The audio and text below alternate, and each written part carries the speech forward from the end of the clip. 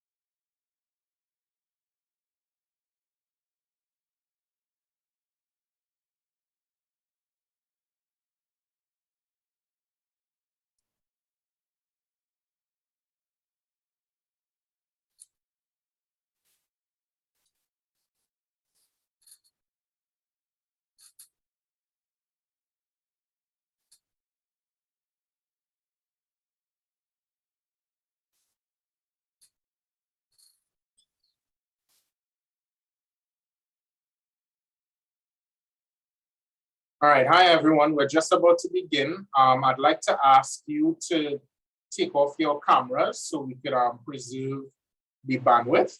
Is that possible, please, for everyone to take off their cameras? Thank you so much.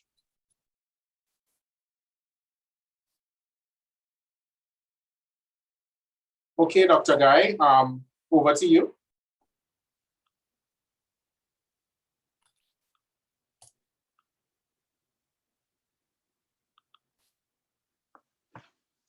Good morning, everyone, and welcome. This is the 7th in our series of the Dutch lecture series from Nieuw Vlissingen, the port of Vlissingen, to New Walcheren. Today, we are going to have a very special lecture by Professor Aviva Ben-Er, and she would be introduced by Carissa Jofield. I just want to say that this particular lecture is very special to me, and the reason why I continue to do the Scarborough Harbour Project 1677 Rockley Bay research. In high school, I visited Trinidad, coming from Tobago as a student of Bishop's High School. And on the flight to Trinidad, I read the Caribbean Beat. I was about 14 years old. And there was a story in the Caribbean Beat about the migration of Jews to Curaçao, to Suriname. And I was intrigued. And because of that, I have had a special love for history. I am not a historian, but I have a special love for history because of my teacher, Mrs. Mulder Archie at Bishop's High School, and because of this article that I read in Caribbean Beat.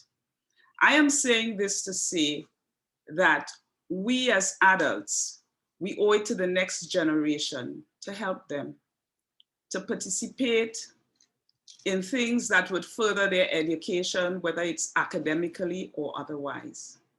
And today, I have asked the Bishop's High School, the principal, Miss Cindy Ramnarine, to send a student, and she has sent Carissa Jofield, a sixth form student at Bishop's High School. Her studies are in sociology, entrepreneurship, and history. So I asked Miss Carissa Jofield to read the biography of Professor Aviva Ben-Er. Thank you.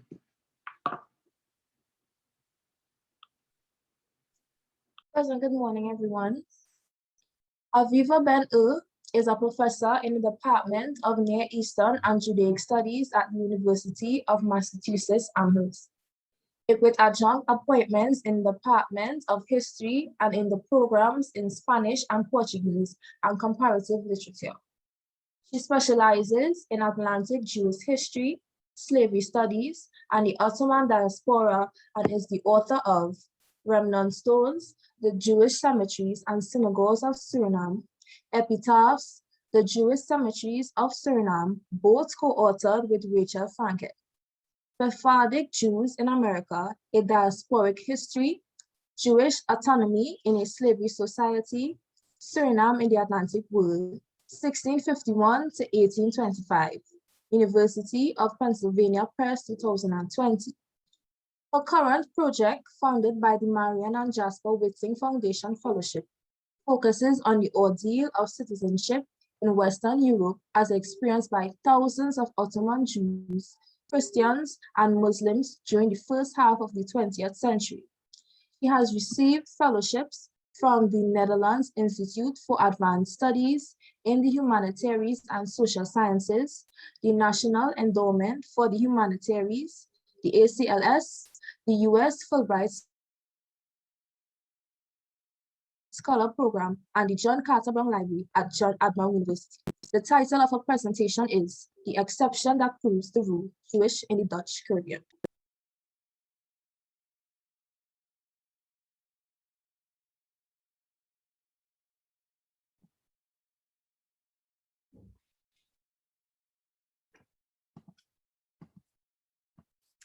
It is a pleasure to be here today, and I just want to make sure that everybody can hear me before we move on. Yes, you're coming through loud and clear, Professor. Wonderful, thank you. And thank you to both Dr. Guy and Ashley Morris, as well as the institutions and other organizers that made this lecture possible, this lecture series indeed possible. And it means a lot to me to have been introduced by a student, Carissa Jofield, because indeed it is our obligation to pass the archives and the history on to the next generation. So if we can move on to the next slide. Anyone who delves into the history of Jews in the Dutch Caribbean will come across a synagogue like this one, whose floor is covered with sand. This synagogue is located on the formerly Dutch island of Curaçao off the coast of Venezuela. Congregation Mikveh Israel Emmanuel is one of 4 surviving synagogues from the Dutch colonial period. The others are in Kingston, Jamaica, St. Thomas in the US Virgin Islands, and Paramaribo, the capital city of Suriname, a former Dutch colony north of Brazil. All of these synagogues are carpeted with sand. According to innumerable tourist guides and journalistic pieces, the sand floor served as a reminder of the sands that forced converts to Judaism in Spain and Portugal placed on the floors of their secret houses of worship in order to muffle their footsteps and avoid detection by inquisitorial authorities. This story makes for very good copy. It is visually appealing and likely to induce reveries. As one journalist recently phrased it, like an act of moving meditation, the synagogue attendant smooths over a week's worth of footprints on the sand floor of Mikveh Israel Emmanuel in Willemstad, Curaçao. He glides a rake in long arcs until the sand resembles freshly poured concrete, occasionally kicking up a swirl of dust that catches the warm light pouring through the windows.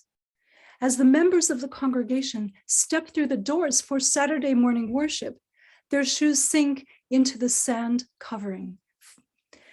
Each soft step in this sanctuary is a reminder of the trials faced by the congregation's ancestors and of the Caribbean islands that were also sanctuaries of a sort, offering refuge to Jews in an unwelcoming world. Like most myths, this one is founded on some degree of historical reality. Entire communities of Jews were indeed forcibly converted to Catholicism in the Iberian Peninsula. This occurred in 1391 in Spain and in 1497 in Portugal. Indisputably, many of these forced converts and their Christian-born descendants continued to practice Judaism in secret through the generations. The secret Judaism was one major reason for the founding of the Inquisition of Spain and Portugal. However, the problem with the explanation for sand in the synagogue, like many of our assumptions about Dutch Caribbean Jews, is that it has no historical founding. No contemporaneous sources indicate that sand for Jews of the Atlantic world symbolized inquisitorial persecution. On the contrary, this idea surfaced only in the 1960s. During that decade, historian Isaac Emanuel admitted that when he first arrived in Curaçao in 1937, the locals told him that the sand was meant to compare the synagogue with wandering in the desert after the Israelites escaped from Egyptian slavery, as recounted in the book of Exodus in the Hebrew Bible. But Emanuel rejected this explanation. Steeped in the history of Iberian Jews, Emanuel decided instead that sand on the synagogue floor had originated as an attempt to deceive the Inquisition by lessening the noise of the worshippers. Emanuel, who habitually documented his publications with thousands of footnotes, could nonetheless offer no evidence for his extraordinary claim. And on the next slide, we'll turn to archives. The sand is a good introduction to the Jews of the Dutch Caribbean, for it reminds us that myths about Jews are pervasive, and the best way to respond to this problem is to turn to the archives. These archives, housed in both Europe and the Caribbean, are not just a corrective to distortions about the past. They are astonishing in both their extent and their content.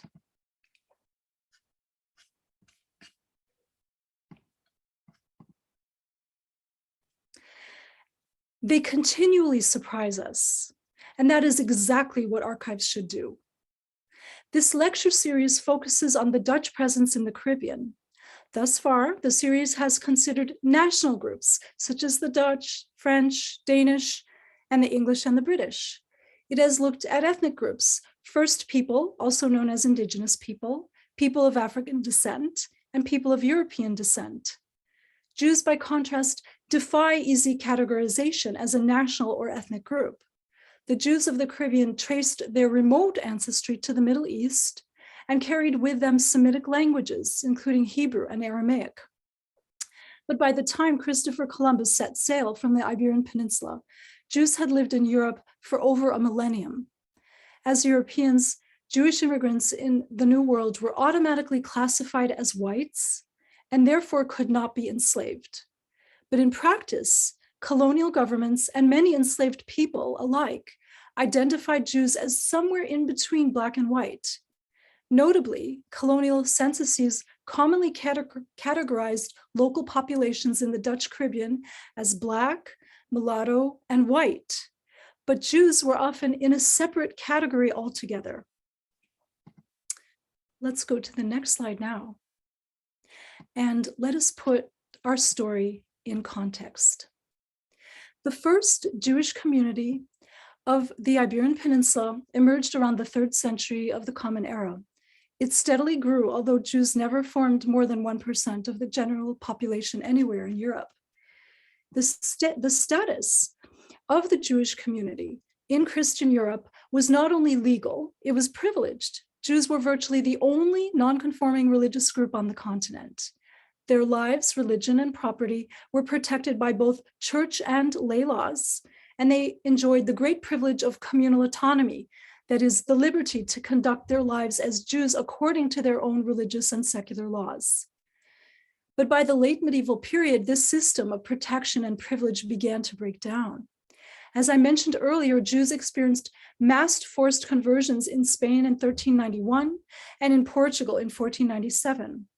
They also underwent wholesale expulsions from England in 1290, twice over in France in the 14th century, and in Spain in 1492. Thus, by the late 15th century, Europe's Atlantic coast was entirely devoid of Jewish communities. This began to change in the 1590s, when Amsterdam allowed publicly professing Jews to settle there. Then in the 1650s, Jews were also permitted a semi-legal existence in London. In the initial decades, most of the Jews who streamed into Amsterdam and London came as baptized Christians who were fleeing inquisitorial persecution. In Amsterdam and London, it was safe to formally convert to Judaism. But the majority of Jews, contrary to another pervasive myth, were mired in extreme poverty. Amsterdam and London were crowded, and economic prospects for Jews were very few. As a result, Jewish colonial entrepreneurs began to seek out new areas for Jewish settlement in the New World. They used the cities of Amsterdam and London as launching pads to create new Jewish communities in places like Brazil, starting in 1630, and later on in the century in Suriname, Curaçao, Jamaica, Barbados, and what would become New York. The important point is that Jews of the Caribbean were not religious or even racial refugees. They were fleeing poverty. Let's go now to the next slide. As I mentioned, until the 19th century, Jews were banned from most of the Americas, including some Protestant colonies. This is why you will find no early colonial history of Jewish communities on Trinidad and Tobago, and after 1685, when the French Code Noir banned Jews from the colonies, you will find no organized Jewish community in the French Caribbean. Small communities formed in English Jamaica and Barbados, as well as on the Danish islands of St. Croix and St. Thomas. Jewish communities were able to form there because the Protestant religion, the official faith of the English, Dutch, and Danish colonies, was not in conflict with Judaism, as was Catholicism at that time. The reason why Curaçao and Suriname became home to the region's leading Jewish communities has to do with Amsterdam. Amsterdam was the first city on Europe's Atlantic coast to welcome back Jews. The Jewish community of Amsterdam thus had a lot of practice since the 1590s in negotiating with local authorities for Jewish privileges, including the liberty to take part in colonization overseas, starting with Dutch Brazil. Jews also had 60 more decades than the Jews of London to establish a critical mass of Jews ripe for export to the New World. And these are the principal reasons why the largest Jewish communities of the early Americas were located in the Dutch Caribbean and not in the English, British, or Danish territories. The two preeminent Jewish communities of the Dutch Caribbean were Curaçao and Suriname. In this talk, I will focus on Suriname, the topic of my book. Suriname was first colonized by the English in 1651 and then passed under Dutch rule, where it remained virtually without interruption from 1667 to independence in 1975. The next slide tells us a little bit more about Suriname and why it should interest us. Suriname should attract our attention for another reason: the presence of people of African descent. Before slavery was abolished in 1863, Suriname was one of the largest slave societies in the Americas. Well over 90% of its population was in chains by the late 18th century. Between 1500 and 1888, some 12.5 million Africans were voluntarily transported to the Americas. We know comparatively little about Africans in Suriname because the record keepers were generally not interested in them as either cultural groups or as individuals.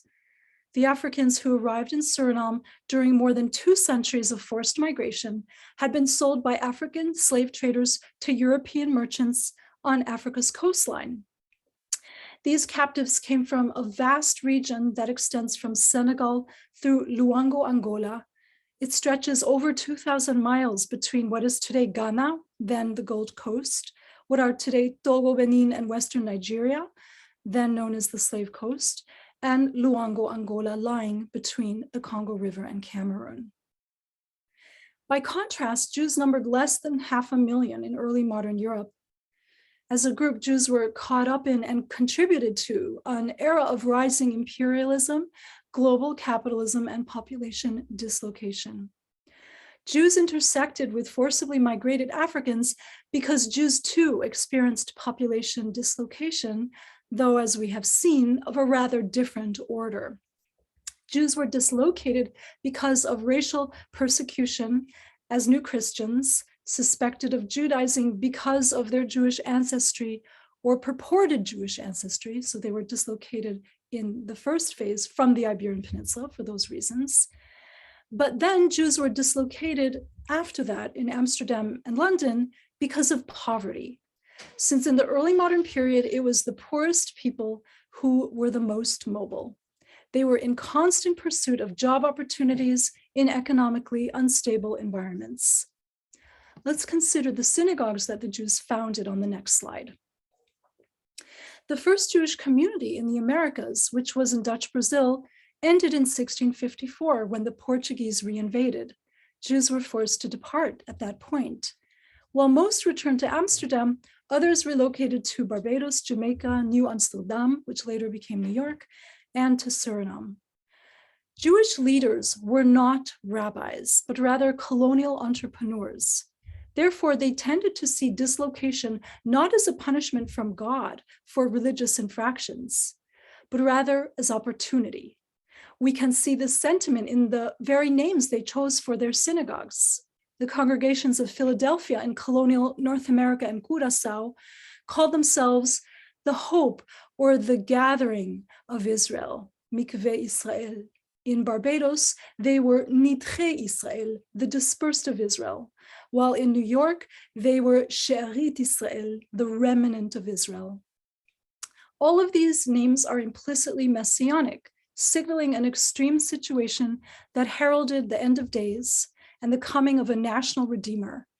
Both Jews and Christians widely regarded their age, the mid-17th century, as redemptionist, and many were convinced that the dispersal of Jews to the four corners of the earth, which by that time included the newly colonized territories of the Americas, was a divine prerequisite for the coming of the Messiah. For Jews, that Messiah would be a Jew of Davidic descent who would bring diasporic Jews back to their ancient homeland in the land of Israel. For Christians, that Messiah would be Jesus Christ risen. Of all these congregational names, that of Suriname's oldest synagogue stands out. It was called Beracha v'Salom, a Portuguese-inflected Hebrew phrase that means blessing and peace. Blessing and peace is an oblique allusion to the Garden of Eden. The Book of Splendor, known in Hebrew as the Sefer HaZohar, which many scholars date to 13th century Spain, indicates that the Garden of Eden, paradise, is to be located in the place of the secrets of life, blessing, and peace, Beracha v'Salom. Let's go now to the next slide. Among perhaps a dozen Jewish colonial entrepreneurs, none stands out more than David Cohen Nassi, a native of Portugal and baptized a Catholic at birth. During his life as a Catholic, he was known as Joseph Nunes de Fonseca and Cristóvão de Tavora. He eventually made it to Amsterdam, where he publicly professed Judaism and took on a messianic Jewish name, David Cohen Nassi. Nassi means prince and signifies Davidic descent. And Kohanim, of course, are the priests in the ancient temple of the land of Israel.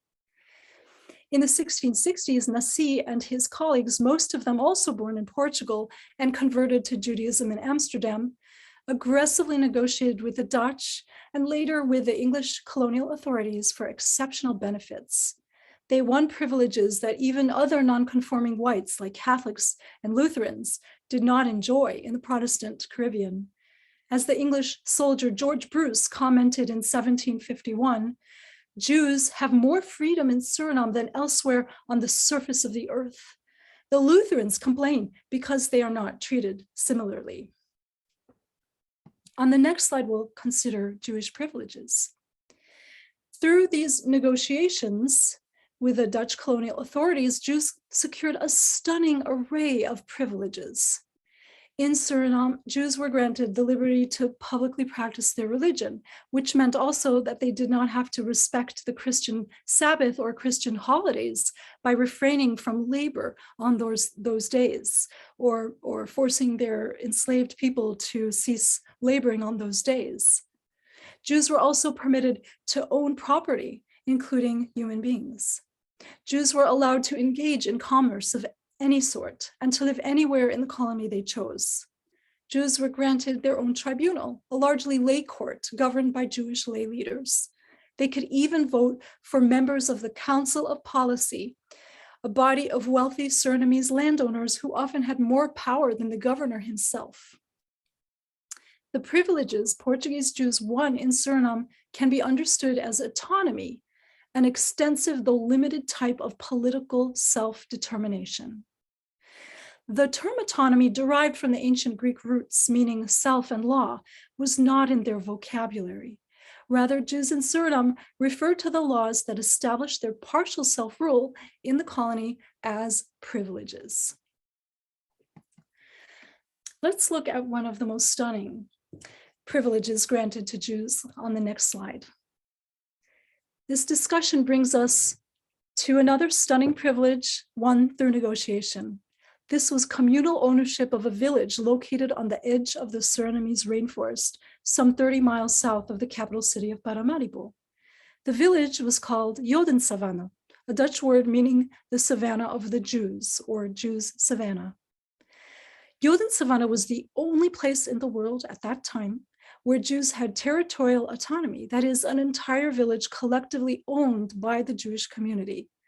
Suriname's governor, Mauritius, noted in the 1740s that Jodensavannah was the only village in the world where only Jews live. It was in this village that Jews spent Sabbaths and Jewish holidays. It was here that Jews assembled their own militia, devoted to tracking down runaway slaves and fighting the incursion of Maroons. It was here that Jewish notables met to formulate their demands on the colonial government, set taxes within the Jewish community, consider petitions, mainly of poor people, and decide on ways to control the enslaved population. On the next slide, we have a close-up of the plantation region. Unlike Curaçao, which functioned as a trading post, Suriname was a plantation colony. The majority of Iberian origin Jews in Suriname were involved in some aspect of tropical agriculture. Ashkenazi Jews, that is, Jews from Central and Eastern Europe who generally spoke Yiddish and began to arrive in the late 17th century, could and did become estate owners in Suriname, but they were not allowed to live in Jodensavannah or own property in the region of the Jewish village. Wealthy Portuguese Jews owned sugar, coffee, and cocoa estates along the upper reaches of the Suriname River, just north and south of the Jewish village, where you see the red arrow. And this was a region densely populated by Iberian origin Jews. By the 1730s, at least 70 of about 200 plantations that lined the Suriname River were in Jewish hands. On the next slide, there is yet another map to show you in color how the land was divided up. Jews named their estates after biblical toponyms: Machanaim, Sukkot, Gosen, Carmel, Ararat, Petach Enaim, Kayam, and Ramah. These place names suggest that Suriname's Portuguese Jewish planters viewed their agricultural undertaking as a link to biblical ancestors who communicated directly with God and received his blessings of plenty. Machanaim, for example, was the land the sons of Jacob found to be the best in Egypt, suitable for both crops and livestock, after famine forced them out of the land of Israel, as told in the book of Genesis of the Hebrew Bible. Mount Carmel, located in the northern kingdom of Israel, is described as a place of beauty and fertility in the book of Isaiah. Other estates testified to the Iberian culture that dominated the Jewish stretch of the Suriname River. Plantations such as Boa Esperança, which means good hope in Portuguese, are among them. Jews made themselves visible not only by cultivating the riverine landscape, but also demographically. Over the course of the centuries, Jews formed from 1/3 to 2/3 of the white population. At their peak, Surinamese Jews, most of them of Iberian origin, numbered 1,300 individuals, constituting the largest Jewish community of the early modern Americas. As we pointed out, fully 1/4 of all Jews living in the Americas in the late 18th century, that is, out of a total population of 5,300, called Suriname their home. On the next slide, we're going to shift focus a little bit to another far-reaching privilege. In fact, it was one of the furthest reaching privileges that Jews won in Suriname, and that was the permission to convert their non-Christian slaves to Judaism. Many of these converts were babies or young children. Such conversions no doubt began as soon as Jews arrived in the colony, but the earliest explicit record dates to the 1660s. These children were typically born to a Jewish master and an enslaved African woman. Over the generations, these children of mixed free slave status and their Jewish-born descendants gave rise to a separate class of Jews, whom in my book I call Eurafrican Jews, a conflation of European and African. But they themselves called themselves mulatto Jews or Jewish mulattoes. These individuals were regarded as full Jews and often became the heirs to white planters who did not or could not conceive children with their European origin wives, who were often also their first cousins. The illustration above was created by Pierre Benoit, a 19th century Belgian ship captain and painter who visited Suriname around 1830. His book contains both images and text. This image shows 5 enslaved women heading to their respective houses of worship. Benoit tells us that the second woman to the right, dressed entirely in white, is a Jewess. The bare feet of these women remind us that they are slaves, as do their billowing skirts and head coverings, so characteristic of Afro-Surinamese culture. This illustration is the first visual depiction of a Jew in the book. In his book, Benoit never included Jews among the whites, but rather ranked them among the free population, together with the free mulattoes and the free Negroes. And those are categories that he uses.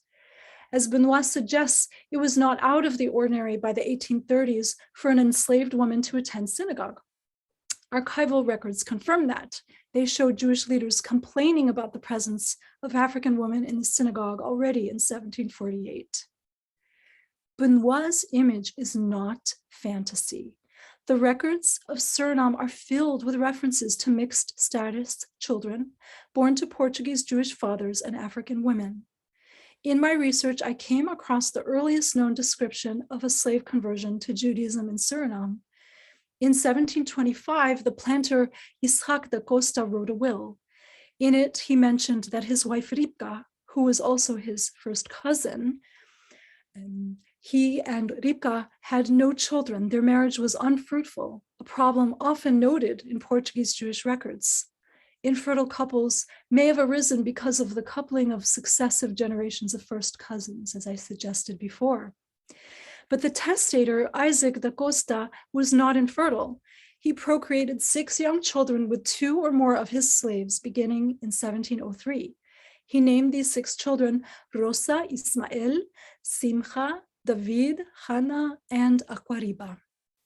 Costa affirmed that they all merited manumission by virtue of being born in my house and from my female slaves, by virtue of the good service and loyalty that I had from their mothers, and by virtue of the inclination of said mulattoes to be observant of our holy law and having received it willingly and with love. That's an unquote. Costa had these children formally converted to Judaism during their enslavement, the boys being circumcised, the girls ritually bathed, and in his will he uses the Spanish word bañadas. The will is actually in Spanish. Thus we see through this will that conversion was a stepping stone to liberation. The next slide has a photograph I would like to share with you. The Fernandes family provides a visually arresting example of the integration of the Jewish community into Suriname's majority population. Here we see a family portrait with Isaac Fernandes and his wife, their children and their grandchildren. Seated to his left is Fernandes' wife, the so-called mulatine Clasina Fom. Clasina was born on the Chinese Vriendschap plantation, which in 1889 was managed by S.D. Fernandes and by an overseer listed as I. Fernandes, possibly the same patriarch who appears in this photo. Nearly all of the family members, including the patriarch seated at the center, are dressed in Western clothing. But look closely at the matriarch, Clasina, sitting to the left of her husband. She is dressed in kotomisi, the traditional Afro-Surinamese woman's dress, worn on festive occasions. On the next slide, we're going to be speaking about a Jewish holiday. Let's shift now to this last example of Jewish privileges in the Dutch colony of Suriname. This example speaks even more strongly to the intertwining of the local Jewish and African communities. It relates to the Jewish holiday of Purim. This Jewish holiday often falls around the time of Catholic Lent and commemorates the Jews of ancient Persia, as told in the book of Esther. Specifically, the holiday of Purim remembers the plot of a Persian minister to slaughter the country's entire Jewish community, and the miracle brought about through a young Jewish woman named Esther, who masqueraded as a non-Jew in order to win the king's favor and convince him to cancel the genocide. Purim is typically celebrated with jubilant prayers in synagogue, feasting, and masquerade. In Suriname, Purim was possibly the most important holiday of the Jewish calendar. In synagogues, according to ritual, more candles were illuminated during Purim than during the Jewish Sabbath in Suriname. It was a brilliant display of 48 lamps and 4 oversized candles. Even though work on Purim is permitted according to Jewish law, Portuguese Jews in Suriname made certain through laws they negotiated that the local Dutch authorities not disturb them by serving them legal sentences during the festival. So it was a really sacred time. Many Surinamese Jews also owned scrolls of the Book of Esther. Among these was a Euro-African Jewish woman named Rosa Mendes Meza. Born a slave, the wealthy Meza listed in her 1771 inventory such a Purim scroll. It was described as a histoire or historie van Esther, a history of Esther. In the colony's weekly newspaper in the 1790s, the Wekelijkse Surinaamse Courant, in the 1790s, Purim masks were advertised for sale 4 months in advance of the holiday. This is a suggestion that both Jews and Christians were planning for the holiday with great anticipation. And in the next slide, we'll see another image, a painting. Indeed, the Jewish communal records are filled with evidence that non-Jews celebrated Purim alongside Jews. From the archives, we can reconstruct Purim as celebrated in Suriname starting in the late 18th century. Firecrackers burst into the air and zigzagged erratically across the ground. Masked revelers poured into the streets. Men, women, Christians, Jews, enslaved and free, filled the air with the chaotic sounds of shouting and singing. Adults and children donned quote-unquote indecent costumes, some beating drums.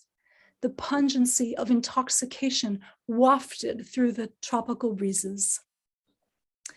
There are many indications that enslaved Africans were deeply familiar with the holiday of Purim.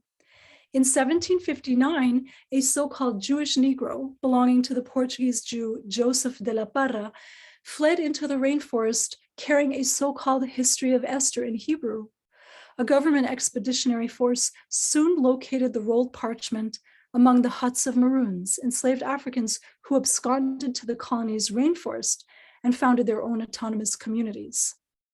Did this refugee, the so-called Jewish Negro, regard the object as a talisman to protect him from capture? Or did he aim to inflict financial and emotional distress on his master? Because Purim scrolls were very costly.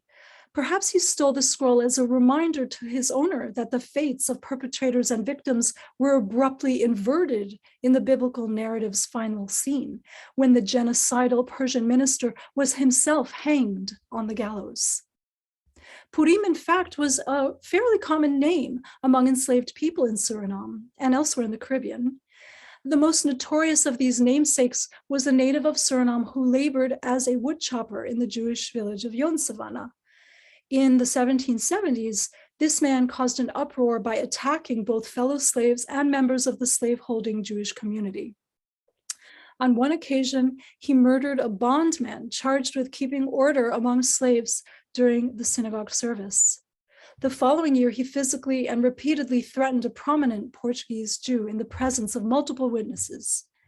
By all counts, Purim the slave was acutely aware of the significance of his name. His rebellious actions coincided with the week-long festivities of that Jewish holiday. By then, most of the village's residents had complained about him on various occasions. Purim was ultimately whipped and banished from the Jewish village, only to return in 1782. In that year, Purim roiled the village once again. A resident discovered him slaughtering a goat, later identified as the property of another local Jew. When Meza attempted intervention, Purim violently resisted. The communal minutes do not detail Purim's motivation in killing the animal, but it is possible that he was sacrificing the goat to a god or in veneration of one of his ancestors, a practice common to many communities in Angola and other regions of West Africa where Purim likely traced his ancestry. Purim must have understood the inevitability of severe corporal punishment, as well as a second banishment from the Jewish village that threatened to be worse than the first. Yet, did not the Jewish holiday of Purim teach one to hope for sudden, unforeseen salvation? There is still other evidence that African people owned by Jews sometimes incorporated a Portuguese Jewish cultural worldview into their own. Nowhere is this more apparent than in the celebration of the Purim holiday itself. As early as 1711, Suriname's colonial legislators complained about the great numbers of slaves in Yon Savannah who gathered on Purim to drum, dance, and play, activities that caused great commotion. But in the capital city of Paramaribo, these celebrations were much more exposed to the public than in the isolated Jewish village of Yon Savannah. The colonial government issued successive regulations banning outdoor celebrations of Purim in the city. By 1807, these decrees had entirely lost their efficacy, and the disruption of Purim was worse than ever. Not only had the merrymakers walked up and down the avenues very indecently with masks, that's a quote, but they had also paraded in decorated military costumes to the beat of drums, sounding an alarm, an act that was forbidden by colonial law. Moreover, some male Jews donned quote unquote inappropriate and indecent costumes, parading almost naked in the form of Indians and Maroons through the streets, unquote. The enslaved were among the most enthusiastic participants, circling the Jewish celebrants and pulling wagons laden with costumed Jews and their domestic bondmen. Their shouts and singing reverberated through the city. What then did Purim celebrations mean to Suriname's multi-ethnic and enslaved population? In early modern West Africa, masquerades and communal dances constituted crucial life cycle rituals, including initiations. Taking part in masked Purim celebrations may have been a means by which unfree Africans could inculcate ancestral values to their immediate community and transmit those to their descendants. Until it was outlawed, Purim carousing may have served as a sanctioned outlet through which slaves could invoke or refashion their ancestral masquerade and communal dance traditions.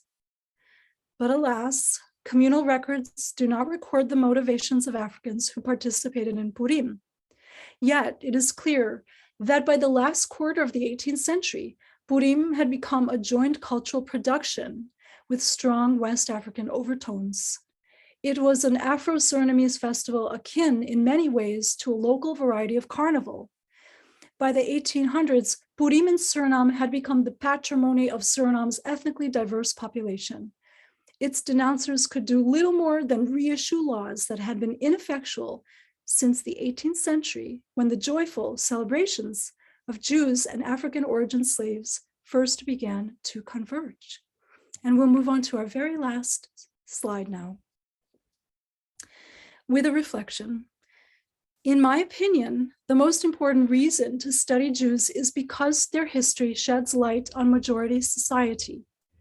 When we speak about the majority society in the context of the Caribbean, we are speaking inevitably about enslaved people of African descent, most of whom did not leave written records behind. In contrast, Jews were illiterate people and at least their elites left many records behind. Moreover, they became so integrated into Caribbean societies that they selectively admitted people of sub-Saharan descent into their communities, sometimes officially, sometimes as so-called bywives or concubines. There is no need to romanticize this integration. In his 1940 book, Cuban Counterpoint, anthropologist Fernando Ortiz reflected on the transformation of Spanish and African ethnic groups in slaveholding Cuba. He called this process transculturation, describing the merging and converging of cultures. He coined the term transculturation in order to challenge the concept of acculturation, that is, the giving way of one culture to another culture more powerful. This idea of acculturation was then the dominant paradigm in US ethnography, and Ortiz did not think that acculturation could explain the Caribbean context, especially that of Cuba.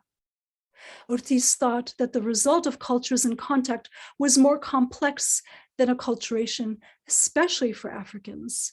He wrote, quote unquote, Africans were torn away from their original social nuclei, and with their cultures destroyed, oppressed under the weight of the prevailing cultures, as sugar canes are crushed between the maces of the sugar mills. And of course, he was speaking metaphorically because it's a whole different consideration when we're speaking about women. Social integration in slave societies was accomplished on the crucifix of violence, and that's what Ortiz was trying to tell us. In 1975, a historian named Edmund Morgan wrote a classic study on Virginia called American Slavery, American Freedom. His argument is highly relevant for today's discussion. Morgan noted that slavery and freedom in early America were different sides of the same coin. In other words, slavery and freedom were not diametrically opposed ways to order a new society. Rather, freedom was dependent on slavery. Slavery and freedom were intertwined. Referring to the American Revolution, Morgan argued that to a large degree, Americans bought their independence with slave labor. A confirmation of Morgan's observation is also found in the Jewish community of Suriname. As we have seen, this community was the most privileged Jewish community of its time in the Caribbean, and perhaps in the entire world.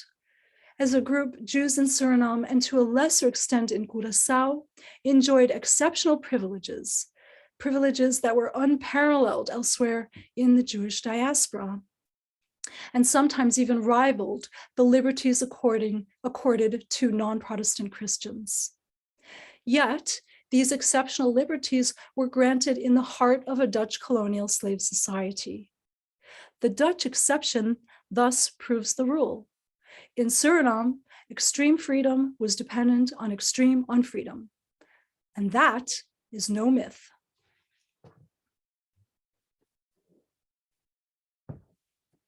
Thank you. Thank you so much, Professor.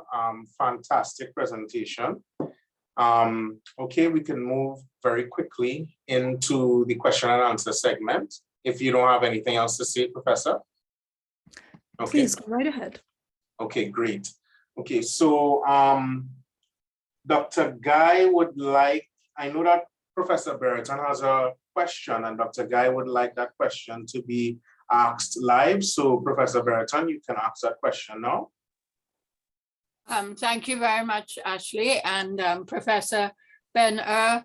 That was a remarkably interesting lecture. I was particularly fascinated with your discussion about Purim, which clearly developed very much as the more traditional pre-Lenten carnivals developed in Trinidad and elsewhere. I had no idea that Purim was such a major celebration, multicultural, as you say, multi-ethnic celebration in Suriname. So that was an absolute revelation. Well, two questions which are quite different. First of all, you did briefly mention the arrival of the Ashkenazi Jews. I wonder if you could just speak very briefly about relationships between the obviously dominant Portuguese Jewish community, which got there first and negotiated these extraordinary privileges, and the Ashkenazi. I do remember reading that in Kingston, Jamaica, relationships between the two groups were problematic for a long time in the 18th and the 19th century. So wondering if similar in Suriname. The second question obviously relates to how you ended your lecture. Can we see any Jewish cultural or linguistic legacies in modern Suriname? Thanks very much. Thank you for the wonderful two questions. So first of all, the Ashkenazim were a community apart in Suriname, but not in the beginning, in the very beginning, in the late 17th century. They actually worshiped together with Portuguese Jews, but they were underneath Portuguese Jews in terms of social status and political privileges. We know that the first cemetery, actually, of Paramaribo was side by side. The first Jewish cemetery had the Ashkenazi and the Portuguese plots side by side. But in the 1720s and 30s, the Ashkenazi group grew substantial in size, although it was still a minority among Jews, substantial enough to protest their second-class status. And they agreed with the Portuguese Jews that they would secede. The Portuguese Jews gave them their own synagogue, which used to be a Portuguese synagogue, but mandated that Ashkenazi Jews continue the Portuguese Jewish rite and still maintain a second-tier status within the Jewish community.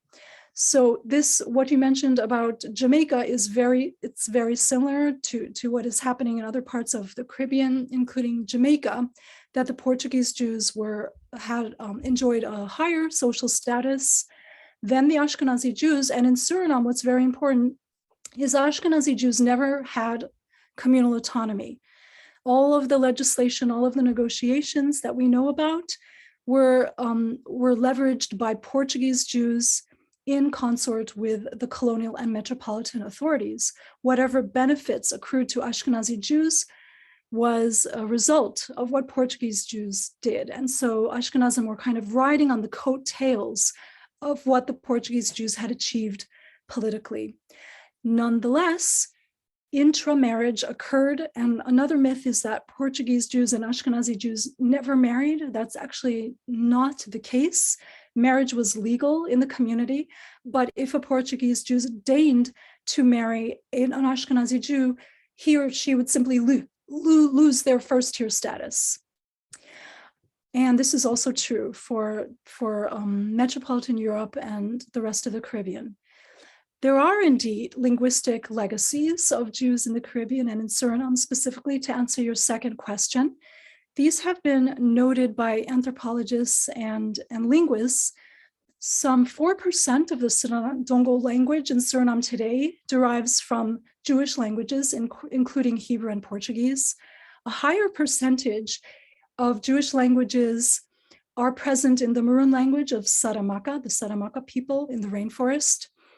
I think at one count had it at about 30% of the words were Hebrew or Portuguese. And there's also some suggestive evidence that people of African ancestry adopted some form of kashrut, although of keeping kosher, the Jewish dietary laws, although it's not really clear if this was an adoption or rather a joining of two restrictive dietary traditions, one African, one Jewish. I actually think it's more likely that the latter is the case. Thank you very much. Thank you so much. Thank you so much, Professor Brereton, as well, for that interesting question. I myself have a question. In my work in history, we come across a second wave of migration, so to speak, during the Holocaust to the Caribbean, right?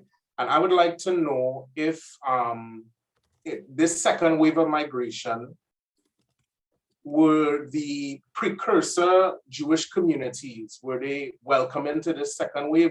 Did they help them, in their fleeing of persecution in Europe at that point in time in the 1940s?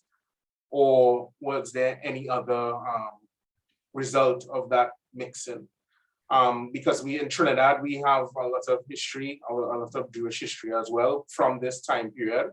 Some families that came here and were very influential in Trinidad, especially one name comes to mind, the Stetchers.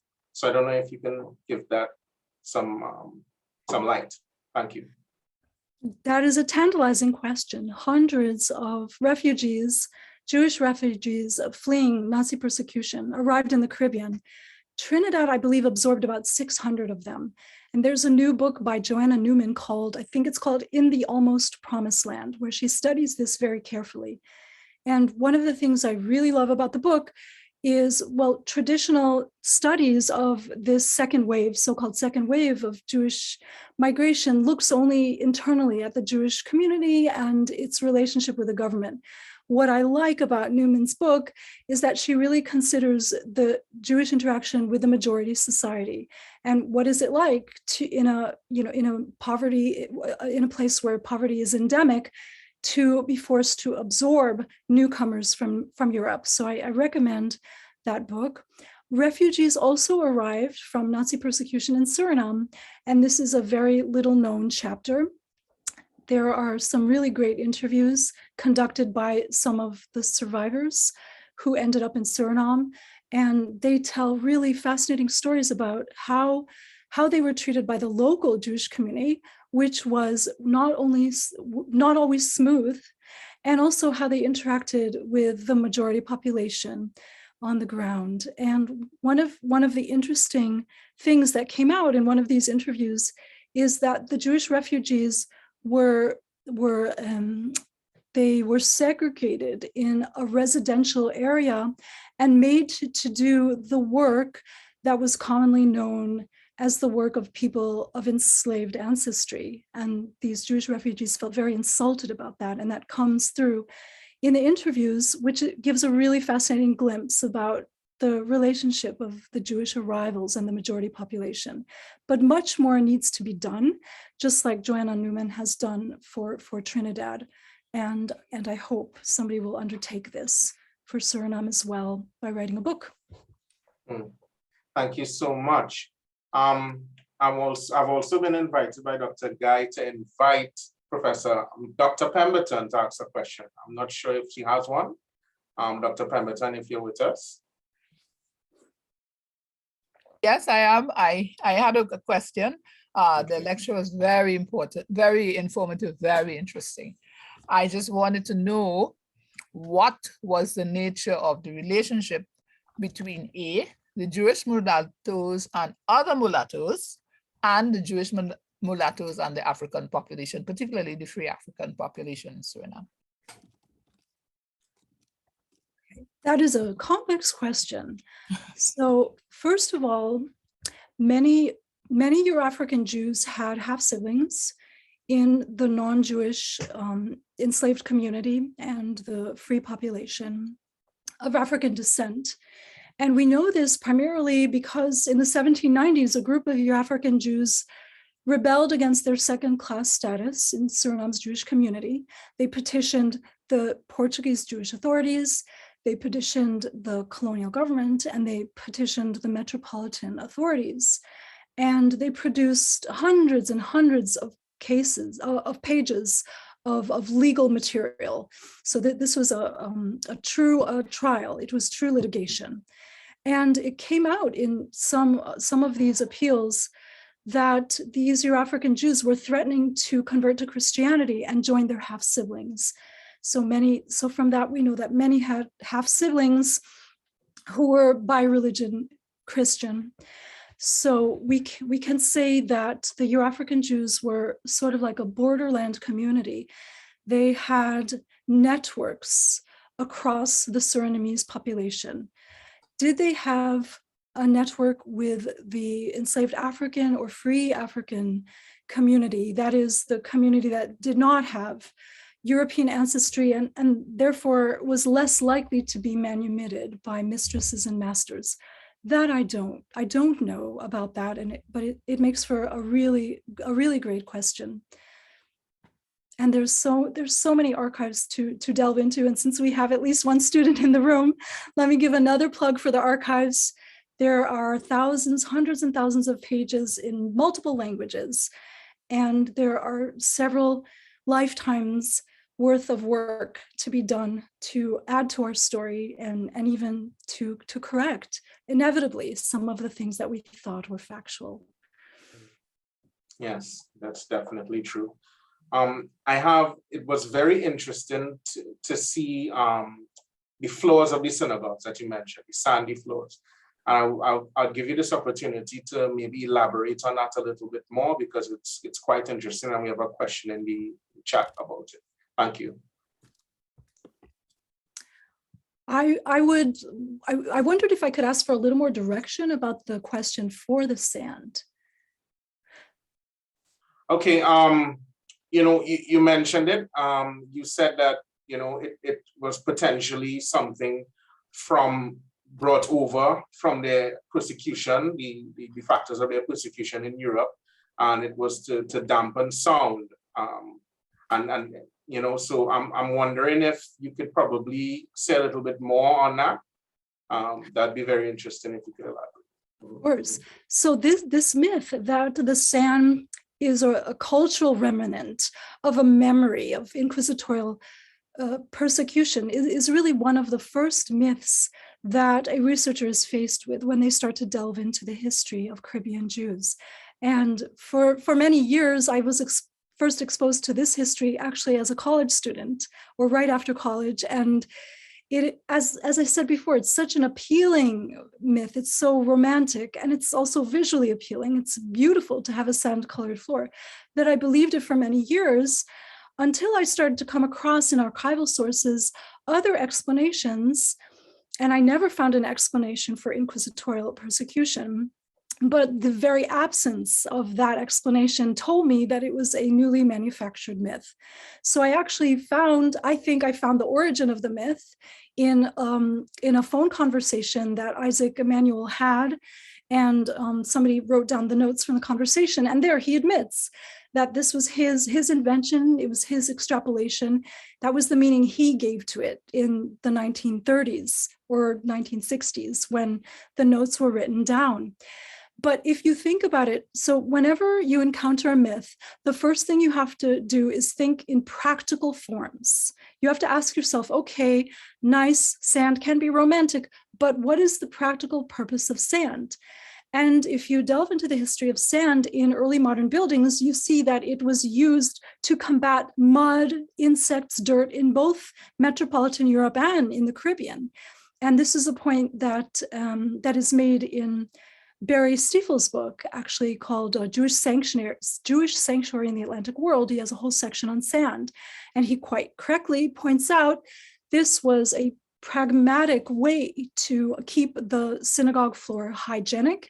And he also found that taverns sometimes used sand in metropolitan Europe, churches sometimes used sand. So this really has nothing to do with inquisitorial persecution.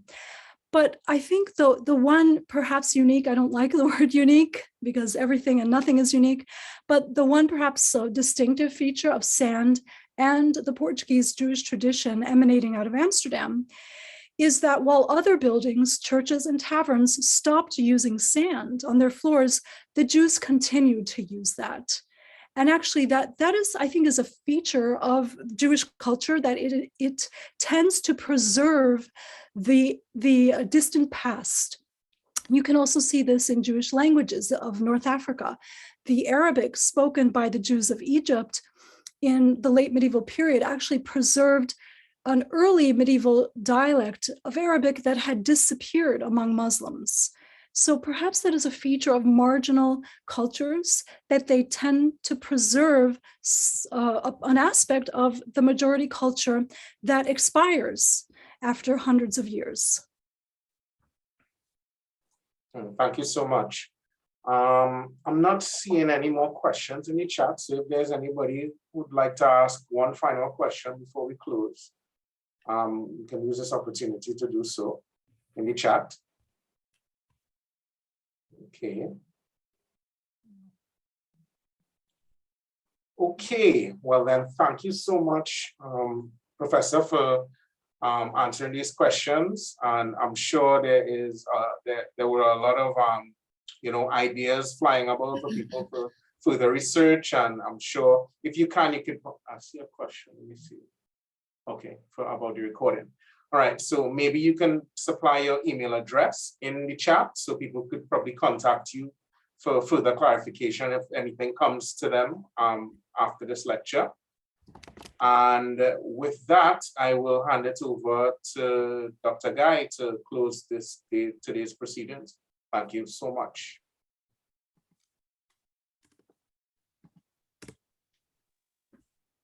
Well, good morning to everyone. I would like to thank Professor Aviva Benner.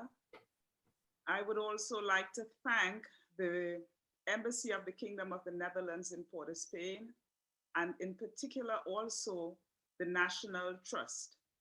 I thank you. This has been an excellent lecture, and I am very happy with the participation of the persons here in Europe, in the Caribbean, and in Curaçao and Suriname. Thank you. I would just like to take this opportunity to wish everyone a happy new year and a very safe holiday. Aviva again, thank you very much. I am grateful for the opportunity to give to the National Trust and Trinidad and Tobago your presentation, because this has been, to me, a lifelong dream fulfilled. Thank you, and goodbye, everyone. Thank you so much. Thank you. Bye, everyone. We will see Bye-bye. each other in January. This is the last one for the year, so thank you so much. Bye-bye. Happy Bye-bye. Christmas.